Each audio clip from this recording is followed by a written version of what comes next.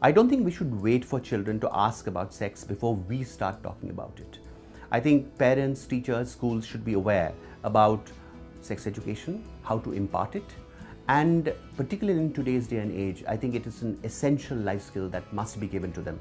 Sex education is not only about sex, it's about various things. We believe that sex education should start as early as maybe a child is 4 or 5 years old. And at that time, the focus is on becoming aware of their own bodies, about their private parts, so that they are comfortable with it, without using derogatory terms such as maybe susu or chichi, which actually puts a negative connotation, and they begin to feel ashamed or embarrassed about their own bodies, right? And then, of course, the next issue we need to talk about is safety, as to who can you, let's say, for instance, change in front of, who can give you a bath, who can take you to the toilet, right? Who are the people you can trust when you have to go with any kind of discomfort or questions about it, right? So those are the kind of things that we can talk about in the younger lot. And we need to reinforce some of these things in different spaces, both at home and in school. Material that you find out there in the media, which can be very damaging. So it's very, very important to give them a healthy view of it all about, and again, the safety issue, and particularly about abuse. The fact that when you have friendships, or when you when older people befriend you, there may be boundaries that you have to have. Maybe there are indicators that children need to know about, where they will raise an alarm. So those are the kind of things that they need to talk about, right? And they may have lots of questions also about how are babies made, and and how do private parts look like, and so on and so forth. And those questions also have to be answered in a sensitive and genuine way, without again being very embarrassed or evading the issue. So the next phase when talking about sex becomes important is between the ages of 8 to 10, and this is the time when some of the progressive schools start having growing up or sex education workshops and classes. And I think it's a very good time, because this is the time when children are beginning to have questions and ask questions about how their life and bodies might change, about relationships, about attraction, about looking at some of their older cousins or siblings or older people in school and wondering how things will be in the next couple of years for them. So it's important to take them through not only their bodies, but how their bodies are likely to change, how to manage some of those things, how not to be awkward about it, how to, for instance, manage menstruation when it starts, who to go and approach when it does.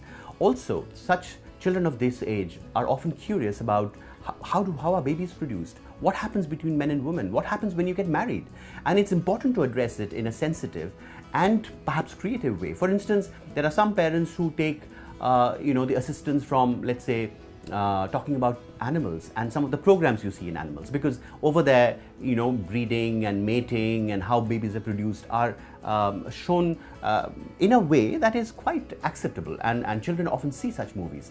And there are other clips in movies and literature, or even websites nowadays that are available, where there are drawings or there are explanations in a manner which is child friendly, which you can actually adopt and use with your children, both at home, and I'm sure school will also know or develop their own systems of doing it.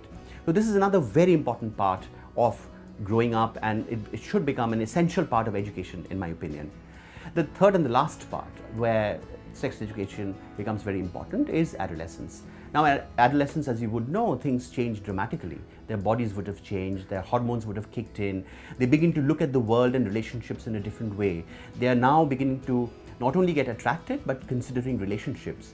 They may consider or think about romance. They might now begin to think about going one step ahead and think about a physical kind of contact or relationship. And it's important to now begin to address that. But besides all that, discussing about relationships, romance, love and all that, we also need to make them aware of their rights, of boundaries, of trust and respect in relationships, about how getting into a relationship is their choice, about consent and being able to be empowered enough to make their decisions on their own without being pushed or feeling the peer pressure to get into a kind of behavior which they're not ready for. And those are the kind of things that we have to take adolescents through. And I believe that life skills education or sex education or dealing with sexuality, which is actually thinking about it, is an essential part of the people we are. So the last step that we address in adolescence is identity and self-image, and body image. These are all things that get associated and become or vital issues that young people deal with and need to actually answer for their own selves to be able to grow as confident, self-aware and empowered individuals.